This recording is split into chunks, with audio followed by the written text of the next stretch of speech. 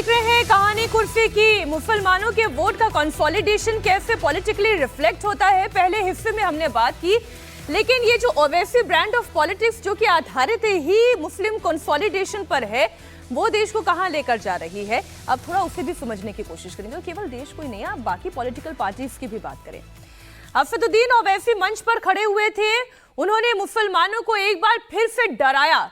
मैं फिर से कोट एंड कोट कह रही हूं, मुसलमानों को फिर से डराया, वक्फ के नाम पर डराया। कहा कि आपकी मस्जिदें ले लेंगे, आपकी दरगाह ले लेंगे, और आपके पास उसके कोई दस्तावेज नहीं होंगे तो आप कहां से दिखाएंगे? 400 पुरानी चीजों के दस्तावेज कहां से आएंगे? ये मोदी सरकार सब कुछ छीन लेना चाहती है। उन्होंने कहा, एक तरीके से धमकी दी।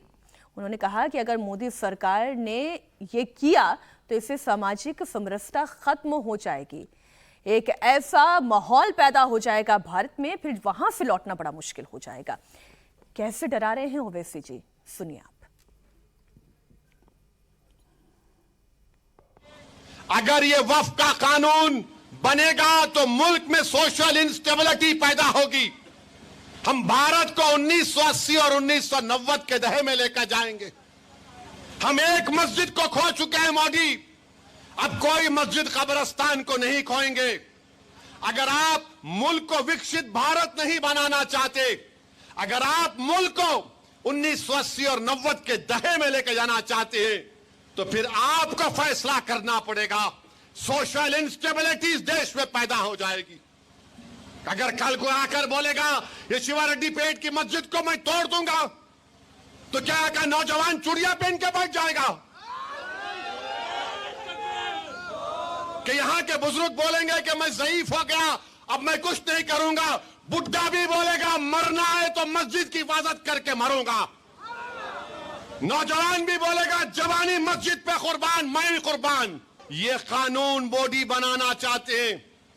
बताओ आप कितना जुल्म निफरत इन लोगों में मुसलमानों के ताल्लुक से है।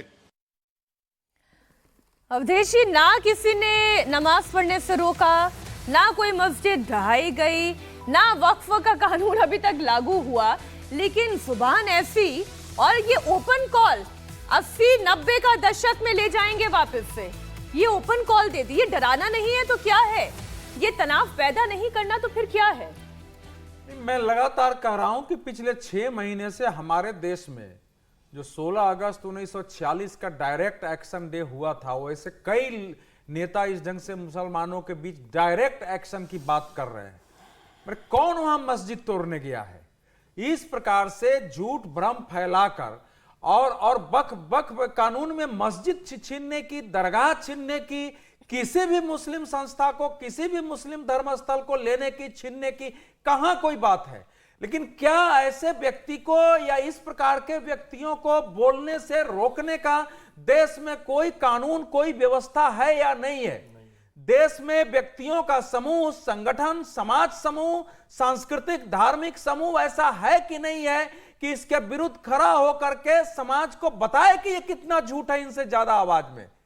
क्योंकि इस प्रकार से तो देश में आग लगाने की स्थिति है कि लोगों को भड़काओ कि जवान तो जवान, बूढ़े भी उठ के खड़ा होगा कि मरूंगा तो मरूंगा। ये मुसलमानों को मरने के लिए आह्वान करना, क्योंकि इस्लाम में कहा गया है कि मजहब के लिए ही हम पैदा हुए हैं, मजहब के लिए जान देना ही हमारा जीवन है, और उसके बाद ही हमारी जिंदगी शुरू होती है। तो बिना बोले हुए अगर कोई नेता और व्यक्ति इस प्रकार का भाव भड़का रहा है देश में घूम घूम कर, और चारों तरफ दिख रहा है दूसरे लोग इसका समर्थन कर रहे हैं, तो इस पर इसकी आलोचना की बजाय इसको रोकने की, इस भाव को फैलने से रोकने की कोशिश करने की आवश्यकता है। वो कानूनी आधार पर, राजनीतिक आधार पर, व्यक्तियों के आधार पर, संगठनों के आधार पर, हर स्तर पर इसके लिए काम करने की आवश्यकता है। मेरे अब को तो इसका कोई चारा ऐसे नजर नहीं आ रही है। आप इनको अरेस्ट कर लेंगे मुकदमा करके, फिर दूसरे लोग उसके हिसाब से भड़काएंगे। तो यह अत्यंत गंभीर प्रश्न है देश के सामने। आज मोहन भागवत जी ने इसी पर तो बोला है, चेतावनी दी है कि जानबूझकर जो इशू नहीं है उसको इशू बना के भड़काना, लोगों को उत्तेजित करना, हिंसा पैदा करना, ये सारे देश के समक्ष खतरे उत्पन्न हुए हैं, और वो साफ इसका प्रमाण दिखाई दे रहा है। पवन खेड़ा को भी सुनना चाहिए। फिर हर्षवर्धन जी, मैं आपके पास आ रही हूँ। पवन खेड़ा जब इस पॉलिटिक्स की बात करते हैं तो कांग्रेस पार्टी का ऑफिशियल स्टैंड क्या रखते हैं? पवन खेड़ा को सुनिए।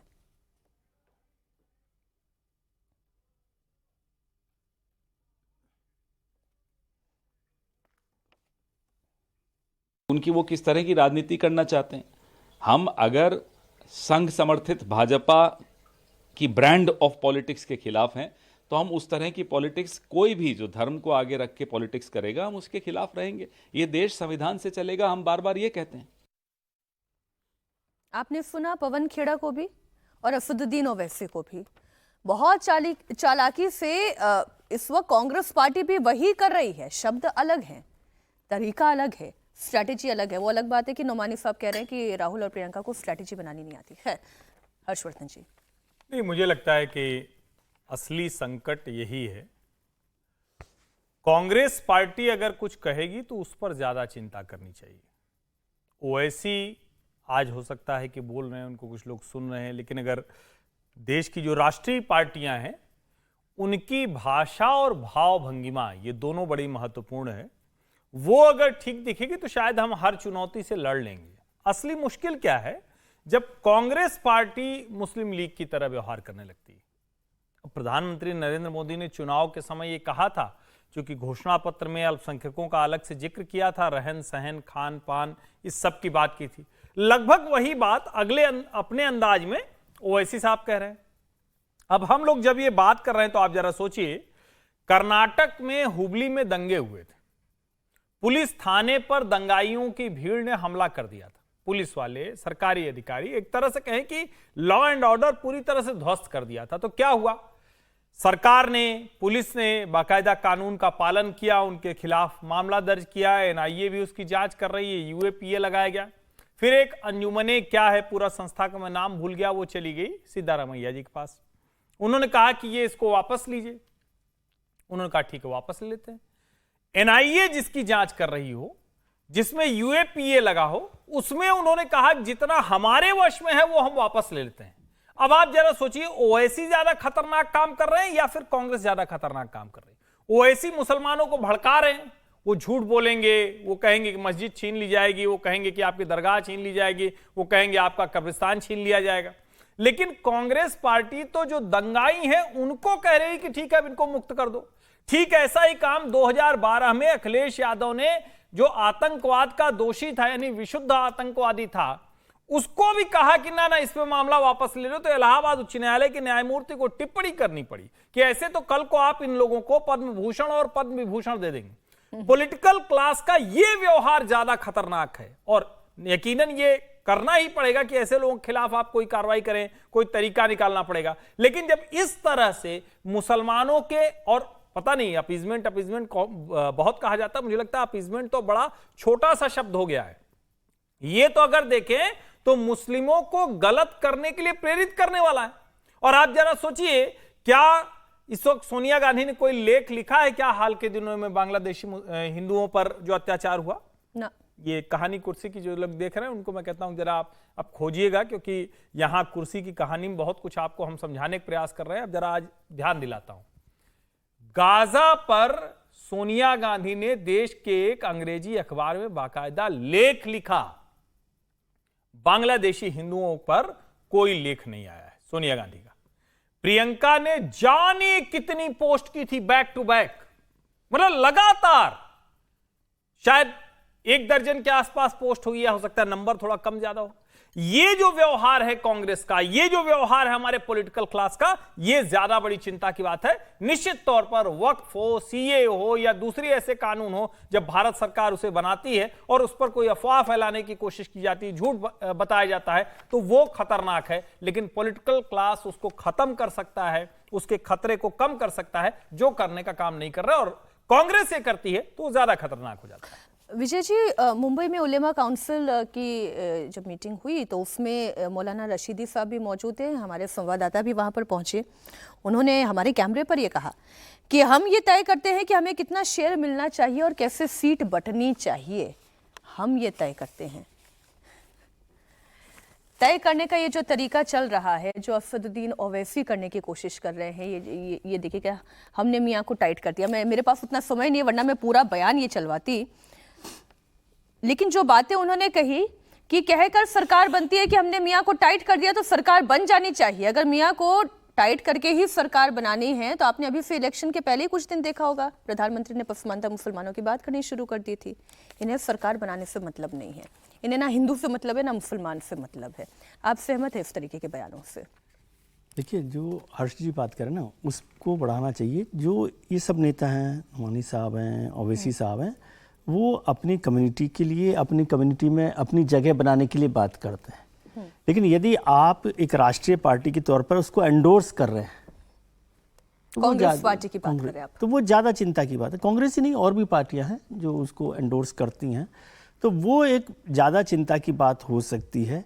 और जब वो कह रहे हैं कि भाई हम तय करते हैं, तो इसमें कोई ऐसी बात नहीं है। सब लोग, अपनी जातियों वाले लोग भी अपने अपने लीडर होते हैं, वो कहते हैं हम सीट तय करते हैं, टिकट तय करते हैं। मसला वो नहीं है, मसला हम गलत जगह पर चल रहे हैं। उन सरकार लीडर्स कैसे पर बनाना है, मुस्लिम का प्रतिनिधित्व कैसे होगा, हिंदू का प्रतिनिधित्व कैसे मुस्लिम होगा? प्रतिनिधित्व वो तय कर नहीं सकते क्या? अपनी कम्युनिटी के लिए लोगों पार्टी में कहेंगे कि भाई हमारे को टिकट चाहिए, इसमें क्या बात है? बात यह है कि आप तय कर रहे हैं कि नहीं कर रहे हैं, आपको देखना है। मतलब जो पॉलिटिकल पार्टी है वो तय कर रही है कि उसको कैसे रिप्रेजेंटेशन देना है। कोई भी कम्युनिटी अपनी नुमाइंदे के लिए बात कर रही है, इवन दबाव भी बना रही है, तो क्या बुराई है? अभी हरियाणा के चुनाव हुए थे, जाटों के प्रतिनिधित्व को लेकर बात हुई, दलितों के प्रतिनिधित्व को बात हुई, ओबीसी के प्रतिनिधित्व को बात हुई, तो मुसलमानों के प्रतिनिधित्व की बात में भी क्या बुराई है? मुसलमानों के प्रतिनिधित्व को लेकर इतना क्यों परेशान कर रही है या नहीं कर रही है?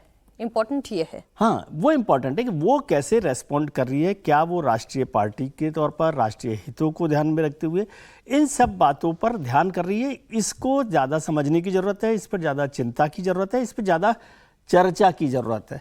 असली मुद्दा वो है, क्योंकि कोई भी कम्युनिटी और उसके जो नुमाइंदे हैं, जो लीडर हैं, वो यदि अपने पार्टी के लिए, अपनी कम्युनिटी के लिए बात कर रहे हैं, तो मुझे इसमें कोई बहुत गलत नहीं लगता। वो किस तरीके से कर रहे हैं उस पर अलग अलग बात हो सकती है कि वो कभी भड़का रहे हैं, कभी वो बहका रहे हैं, कभी वो झूठ बोल रहे हैं।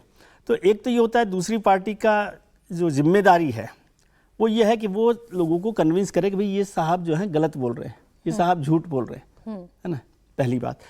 दूसरी बात, जो दूसरी पार्टी जो उनके साथ खड़ी है वो भी कहे कि बात अलग है, लेकिन इस तरह से नहीं चल सकता।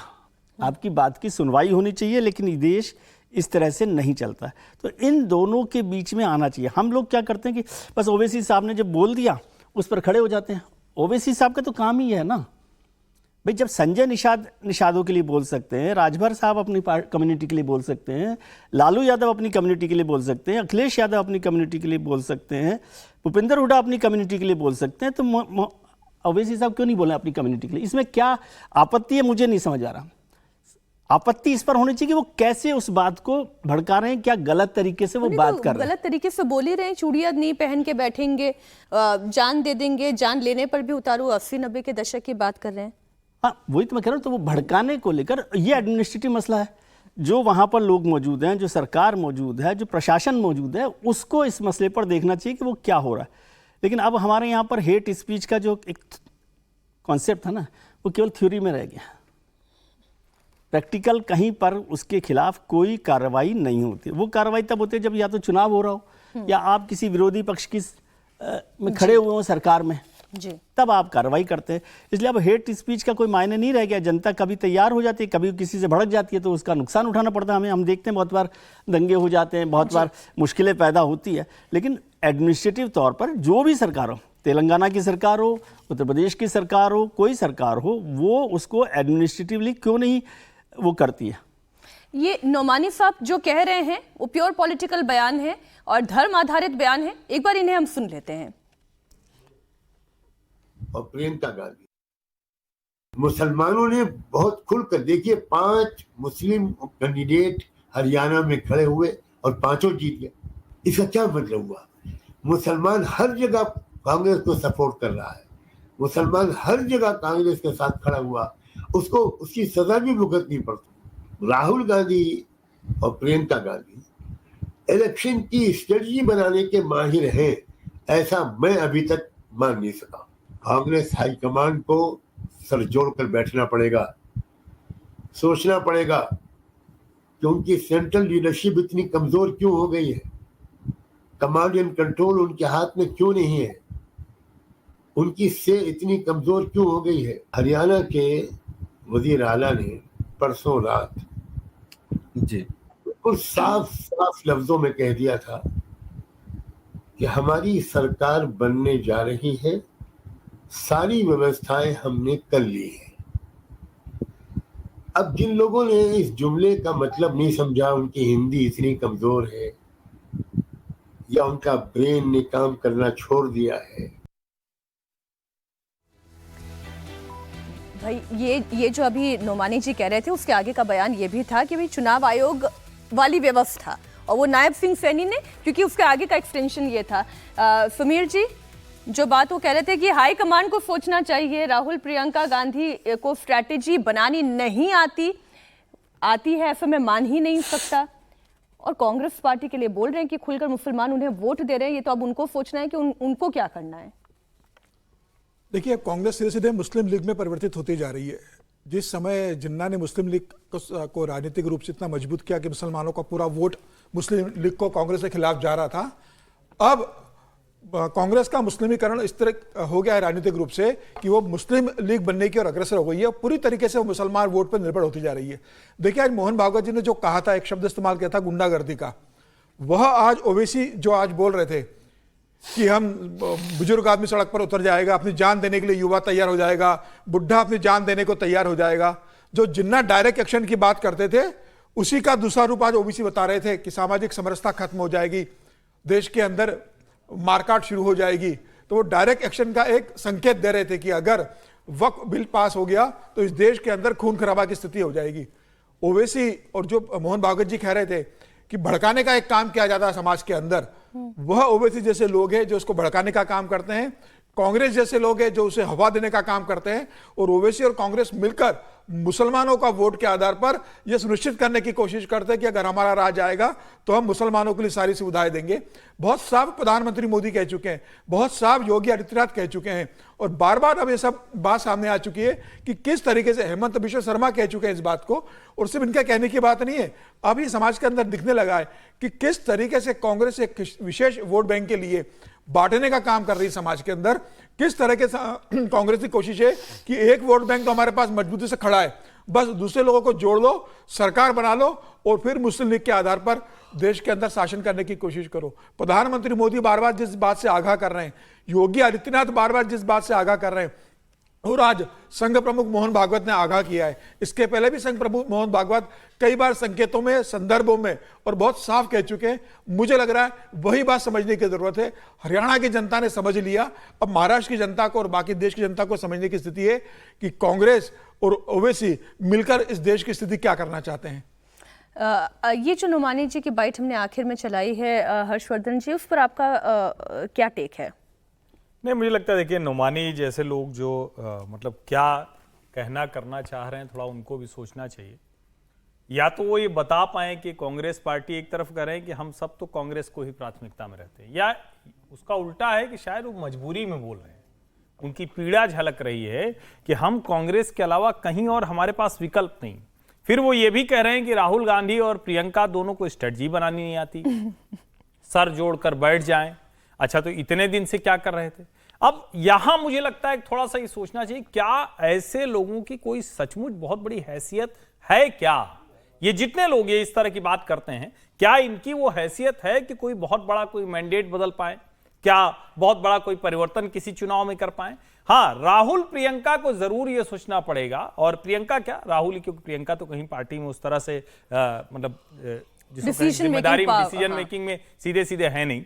लेकिन राहुल और सोनिया जी को जरूर सोचना पड़ेगा, खरगे जी को सोचना पड़ेगा कि जिस तरह से मुस्लिम लीडर बात कर रहे हैं लगातार, क्या कांग्रेस पार्टी की वो छवि और मजबूत होती जा रही है, जिसकी वजह से 2018 में सोनिया जी को कहना पड़ा था कि हमारे ऊपर मुस्लिम परस्त पार्टी होने को चिपका दिया गया है। तो क्या फिर से वो पूरी तरह से चिपक गया है? एंटनी कमेटी की रिपोर्ट भी एक एंटनी कमेटी की रिपोर्ट है, जनार्दन द्विवेदी ने कहा था, और कमाल की बात यह है कि जो जो उनको ये बात बताता गया वो कांग्रेस पार्टी से आउट होता गया। आपको ना एक एंटनी का आप पता चलेगा, मुझे पता चला कि वो केरल लौट गए, वहीं रहते हैं, क्योंकि यहां उनकी बात कोई सुनता नहीं है। और जनार्दन द्विवेदी भी जो एक समय में बड़े बहुत ही महत्वपूर्ण हुआ करते थे, वो कब से गायब हो गए? इसका मतलब ये जो कांग्रेस पार्टी का हाईकमांड है वो अपने इस तमगे से और इस टैग से खुश है, उन्हें तभी लगता है ना कि एक बड़ा वोट बैंक आ जाता है तो ठीक है, वो अच्छा है, उनको शुरुआत वहीं से करते हैं।